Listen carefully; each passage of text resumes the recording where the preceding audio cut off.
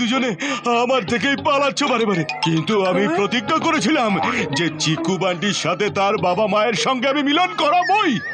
চিকু Bunty mummy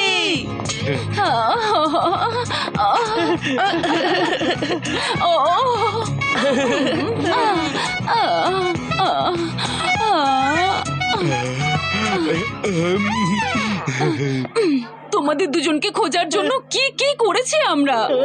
mummy পাপাকে কোথাও দেখতে পাচ্ছি না কেন? হ্যাঁ মাম্মি, পাপা কোথায়? তোমাদের পাপা তোমাদের দুজনকে খুঁজতে ট্রেনের ভেতরে ঢুকেছেন, এক্ষুনি চলে আসবেন।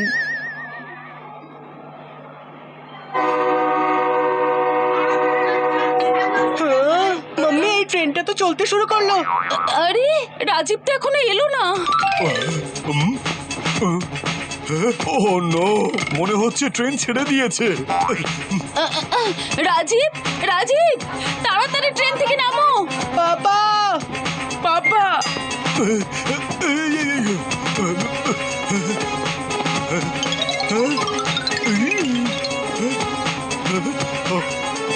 আরে চিকু বান্টি, বাবা রাজীব, তাড়াতাড়ি ট্রেনের চেনটা টানো। কোনো লাভ হবে না মাম্মি, ট্রেনের চেনটা তো ছিঁড়ে গেছে। এই জন্য ট্রেন থামবে না। ওফো, আমাদের সঙ্গে এসব কি হচ্ছে? প্রথমে চিকু বান্টি আলাদা হয়ে গেল, এবার ওদের পাপা। চুকচুক এক্সপ্রেসের পরে স্টেশন যেতে 5 ঘন্টা সময় লাগবে। কি 5 ঘন্টা? কিন্তু আমাদের দুবাইয়ের ফ্লাইট তো 3 ঘন্টা পরে। আরে দুবাই ছাড়, আমরা তো দিল্লিতেও পৌঁছতে পারবো না। এইসব কিছু তোর জন্য হয়েছে। না, এসব তোর জন্য হয়েছে। না তোর জন্য হয়েছে, তোর জন্য হয়েছে, তোর জন্য হয়েছে। আমি থাকতে সব হতেই দেব না, এবার আমাকে কিছু একটা করতেই হবে। চুপ করো তোমরা দুজন, থামো এবারে। ওফো, এবার কি করি? আরে ট্রেনটা তো দাঁড়িয়ে গেছে। আরে বাত্রা বাবু, আপনি ঠিক আছেন তো? হ্যাঁ হ্যাঁ TC sir, thank you so much.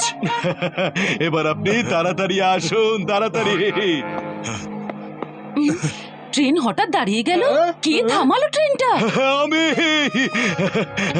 মিলন বাবুর সঙ্গে মিলন কম আর দূরত্ব বেশি হয়ে যাচ্ছিল, কিন্তু আমি তো কমিটমেন্ট করেছিলাম যতক্ষণ চিকু বান্টির সঙ্গে তার বাবা মার মিলন ঘটাতে না পারছি ততক্ষণ আমি শান্তিতে বসতে পারবো না।